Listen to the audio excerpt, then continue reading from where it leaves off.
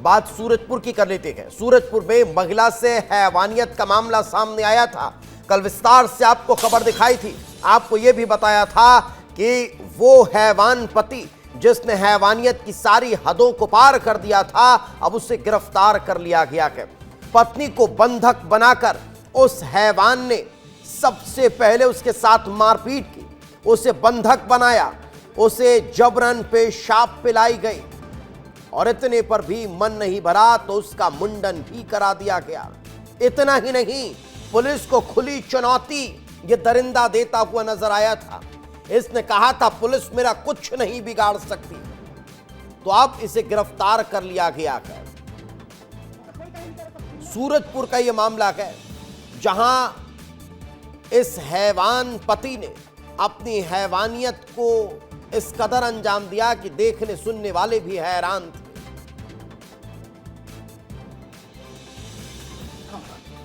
देखिए, महिला के द्वारा अपने कथन में उस दिन इस प्रकार की किसी भी बात का विवरण प्रस्तुत नहीं किया गया था, पर चूंकि इस वीडियो को देखने के बाद ये चीजें स्पष्ट हुई हैं, तो इसमें धारा 123 जोड़ते हुए तुरंत अपराधी को रिमांड में भेजा जाएगा।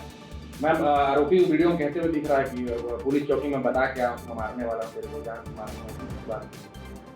देखिए, आरोपी क्या कह रहा है वीडियो में, उसके आधार पे कोई भी आकलन अभी नहीं किया जा सकता, परंतु इस बात की तस्दीक जरूर की जाएगी। और चलिए, इस वक्त हमारे सहयोगी सूरज हमारे साथ जुड़ चुके हैं, उन्हीं से बातचीत करते हैं। सूरज, इस हैवान को गिरफ्तार तो कर लिया गया, लेकिन अब किस तरह से आगे कार्रवाई देखने को मिलने वाली है? जी दीपेश, देखिए जिस तरीके से ये घटना सामने आई थी, एक जो हैवान पति है उसकी हैवानियत नजर आई थी, जिसने अपने साथ साथ अपने बच्चों से भी हैवानियत कराई और पत्नी का सिर मुंडाकर उसको पेशाब पिलाया, उसके ऊपर पेशाब करवाया, मोबिल से उसका पूरे चेहरे पे काली पोत की, पूरे शरीर पे उसके मोबिल पोता और वहीं जो है कि उसके साथ मारपीट की। उसके बाद वो पति के इतने हौसले बुलंद थे कि केवल उसने एक चरित्र शंका पे अपनी पत्नी के साथ इस प्रकार की हरकत की, जहां इस मामले में सबसे बड़ी लापरवाही पुलिस की भी देखने को मिली थी। जहां पत्नी की शिकायत पर पुलिस ने बीते 4 दिनों से कोई कार्रवाई नहीं की थी, वहीं जब मामले को मीडिया ने उठाया, मीडिया के द्वारा जब दिखाया गया, तब कहीं फिर कोरिया के जो पुलिसकर्मी थे उन्होंने कहते नजर आए कि 123 की जो धाराएं हैं उसके तहत कार्रवाई की है। 123 की जो धारा होती है बीएनएस की डिटेल, उसके तहत अगर किसी व्यक्ति को आप जहर या किसी प्रकार का जबरदस्ती उसके साथ किसी प्रकार की असंवेदनशील पदार्थ का पिलाते हैं तो भी यह धारा लगाई जाती है। लेकिन सबसे बड़ी बात है दीपेश की अभी तक भी कोई कोरिया पुलिस की ओर से आरोपी को गिरफ्तार तो कर लिया गया है, लेकिन कड़ी कार्रवाई की बात सामने नजर नहीं आ रही है। वही परिजनों की बात की जाए दीपेश, तो परिजनों ने मांग की है कि इसको या तो आजीवन कारावास दिया जाए या फांसी भी इसके लिए कम होगा, ऐसे बोलते परिजन नजर आ रहे हैं दीपेश। लेकिन इस मामले ने जहां इंसानियत के साथ साथ मानवता को शर्मसार किया है, वहीं जो है कि एक जो स्त्री होती है, स्त्री जिसे देवी दुर्गा का रूप माना जाता है, देवी दुर्गा के रूप को इस प्रकार का कलंकित करने का कृत्य किया है। और अभी पुलिस मीडिया में दिखाए जाने के बाद इस खबरों को पुलिस उसे गिरफ्तार कर लिया। आप सोचिए कि कितनी बड़ी है लापरवाही है पुलिस की दीपेश। बिल्कुल, लेकिन पुलिस को भी चुनौती देता हुआ ये नजर आया था। इसने कहा था कि पुलिस मेरा कुछ नहीं बिगाड़ सकती। यही कारण है कि अब जब इसे गिरफ्तार किया गया है, इसे अरेस्ट किया गया है, तब फिर इसे ये भी पता चलेगा कि आखिर इसने कृत्य क्या किया है।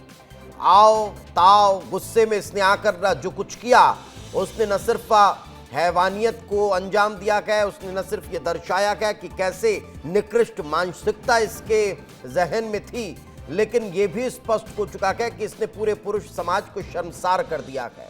मगर अब सवाल ये खड़ा होता है कि परिजन क्या कह रहे हैं, क्योंकि पुलिस ये कह रही थी कि पहले इन बातों का जिक्र नहीं हुआ था। अब जब वीडियो देखा उस आधार पर कार्रवाई कर रहे हैं। परिवार क्या साथ है कि इसके खिलाफ कार्रवाई होनी चाहिए? जी बिल्कुल दीपेश, देखिए परिवार जो है, परिवार की सख्त मांग है कि इस आरोपी को फांसी भी दी जाए तो वो फांसी भी कम होगी।